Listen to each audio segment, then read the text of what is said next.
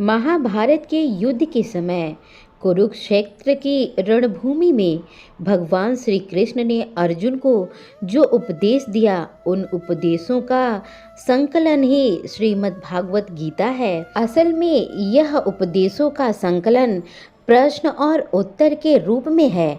अर्जुन कई प्रश्नों के बीच में फंसे हुए थे और भगवान श्री कृष्ण जी उन्हीं प्रश्नों के उत्तर देते हुए अर्जुन से इस चक्रव्यूह से बाहर निकाला है। दोस्तों, भागवत गीता ही है जो आधुनिक युग में समस्याओं से घिरे हुए मनुष्य को एक कर्मशील जीवन के जीने के लिए प्रेरित करता है। श्रीमद् भागवत गीता ऐसे प्रेरणादायी संदेशों का महासागर है जो जीवन से निराशा मनुष्य को आशाओं से भर देता है। जिस प्रकार भगवान श्री कृष्ण जी ने अर्जुन की निराशा को दूर किया और उसे युद्ध लड़ने के लिए प्रेरित किया, आज के इस भागती दौड़ती जिंदगी में मानव को उनके मन से और उनकी आत्मा को अगर कोई शांति और स्थिर रख सकता है तो वह श्रीमद् भागवत गीता से यह सिखाया गया है कि कर्म करो, फल की इच्छा मत करो। वैसे तो भगवान गीता का हर एक अध्याय ज्ञान से भरा हुआ है, लेकिन गीता का तीसरा अध्याय जिसे कर्म योग भी कहा जाता है, यह गीता का सबसे अनमोल अध्याय है।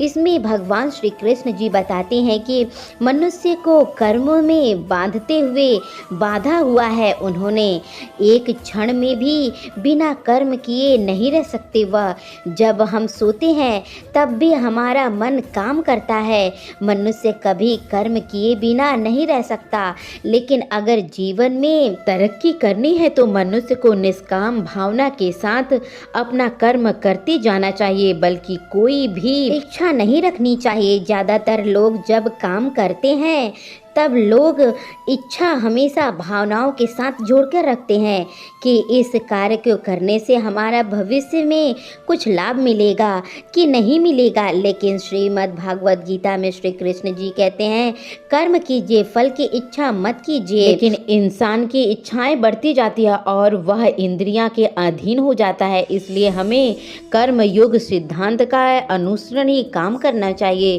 कर्म योग यानी बिना फल की इच्छा किए कर्म करना सीखो। इसके साथ साथ बिना फल की इच्छा के कर्म करने का एक फ़ायदा यह भी होता है कि आप काम पर ज़्यादा ध्यान दे पाते हैं, और अगर आप काम पर पूरा ध्यान दोगे तो फल तो वैसे भी अच्छा मिलेगा, लेकिन अगर फल के बारे में ही सोचते रहोगे तो काम ठीक से नहीं कर पाओगे, और अगर काम ही सही नहीं कर पाओगे तो फल अच्छा कैसे मिल पाएगा। इसलिए कर्म करते जाओ, फल की इच्छा को त्याग दो और आपके मन में चल रहे सारे प्रश्नों का उत्तर आपको मिल जाएगा। लड़ाई से डरने वाला ये सब चीज़ें मिट जाएगा। श्रीमद् भागवत गीता में कहा गया है कि जो एक उत्सव है, संघर्ष नहीं। यदि आप अपनी जिंदगी को संघर्ष समझते हैं तो निश्चित यह संघर्षमय होने से कोई नहीं रोक सकता है। हालांकि जीवन में कुछ मोर्चे पर व्यक्ति को लड़ने के लिए हमेशा तैयार रहना चाहिए पहले से ही।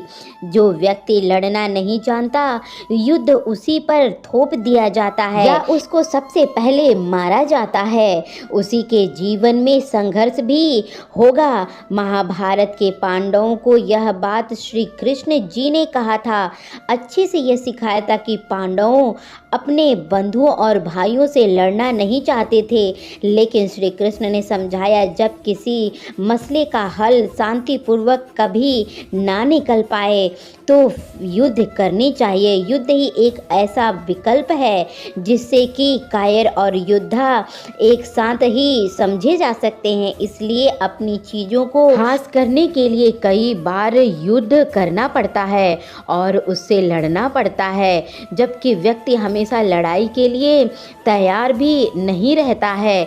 लड़ाई पर उसी को कभी न कभी थोपी जरूर जाती है।